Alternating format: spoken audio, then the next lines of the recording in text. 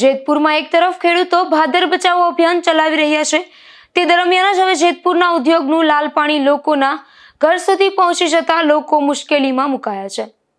જેતપુર ફૂલવાડી વિસ્તારમાં આવેલ રામજી મંદિર શેરીમાં રહેતા રહીશો નગરપાલિકા દ્વારા વિતરણ કરાતું પીવાનું પાણી ઘરોમાં નળમાં લાલ પાણી આવતા મુશ્કેલીમાં મુકાયા છે।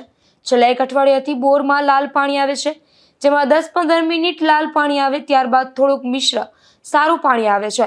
સ્થાનિક રહીશોના જણાવ્યા મુજબ 1 અઠવાડિયાથી આ લાલ પાણી આવે છે। આ પાણી કપડાં કે અન્ય કોઈ પણ કામકાજમાં ઉપયોગ લઈ શકાય તેમ નથી। પીવાના પાણી માટે લોકો કેરબા મંગાવી ચલાવે છે।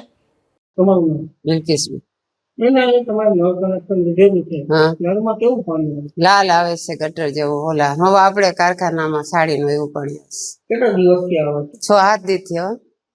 આ પાણીનો ઉપયોગ તમે કરી શકો? નવો જ કરી શકીએ ને, આવું કેમ વાપરી આપણે? તો તમે પાણી માટે શું કરો છો?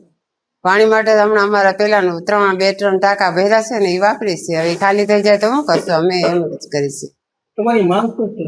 પાણી સારું આવે કા સાહેબ, પાણી સારું આવે એમ કરશું। તમારું નામ? સંજય પરમાર। તમારી સમસ્યા શું છે? સમસ્યા 5-6 દિવસથી અહીંયા લાલ પાણી આવે છે, કલર કેમિકલ વાળું ત્યાં પાણી આવે છે, બસ આની પ્રોબ્લેમ છે। બૈરાઓને કેટલીક તકલીફ પડે? બૈરાઓને બહુ તકલીફ પડે। હવે આજે જાણે કે પાણી ન હોય એટલે આજે જાણે કે અહીંયા હસબન્ડને હેરાન ત્યાં કરવાના છે કે પાણી નથી તો શું કરવું? એટલે મારે તો જાણે કે ન છૂટ કે બહારથી પાણી મારે મંગાવવું છે।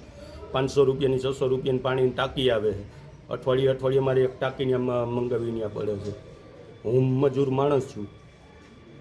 આ જે લાલ પાણી આવે છે એનાથી મહિલાઓ ઘર વપરાશમાં ઉપયોગ કરી શકે ખરા? નો જ કરી શકે ને સાહેબ। કલર કેમિકલ વાળું ત્યાં પાણી હોય એનો કંઈ ઉપયોગ ન થાય ને। કલર કેમિકલ વાળું ત્યાં પાણી હોય એનો ઉપયોગ શું થાય? તો તમારી માંગ શું છે? મારી માંગ તો એક જ છે કે આવી રીતના જોઈએ હાલતા અવરનવર ત્યાં બને છે, આવો બનાવ બનવો જ ન જોઈએ। શું લેવા ત્યાં બનાવ ત્યાં બને? કેની મીઠી નજરથી આ બધું થાય છે?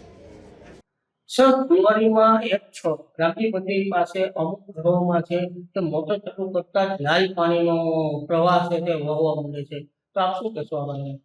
નગરપાલિકાનો ત્યાં બાજુના જ બીજી ગલીની અંદર રસ્તાઓનું કામ શરૂ છે, એના કારણે ક્રોસિંગના લીધે કોઈ જગ્યાએ લાઈન તૂટી હોય એવું માલુમ પડેલ છે। તમારા દ્વારા અત્યારે જ મારા ધ્યાને મૂકવામાં આવેલું છે અને મેં પાણી પુરવઠાને સૂચના આપી દીધી છે કે તાત્કાલિક ધોરણે એનું નિરાકરણ લાવે અને ચોખ્ખું પાણી મળે એવું કરે। અને જ્યાં સુધી ચોખ્ખું પાણી ના મળે ત્યાં સુધી એ લોકોને ટેન્કર દ્વારા પાણી પીવા માટેની વ્યવસ્થા કરવામાં આવે છે। જેતપુર નગરપાલિકાના ચીફ ઓફિસરના જણાવ્યા મુજબ ત્યાં રસ્તાનું કામકાજ ચાલુ હોવાને કારણે ક્યાંક નગરપાલિકાની પાઇપલાઇનમાં ફોલ્ટ આવ્યો હશે, જેને કારણે આ સમસ્યા સર્જાય છે। વિમલ સોંદરવા, ગુજરાત ન્યૂઝ, જેતપુર।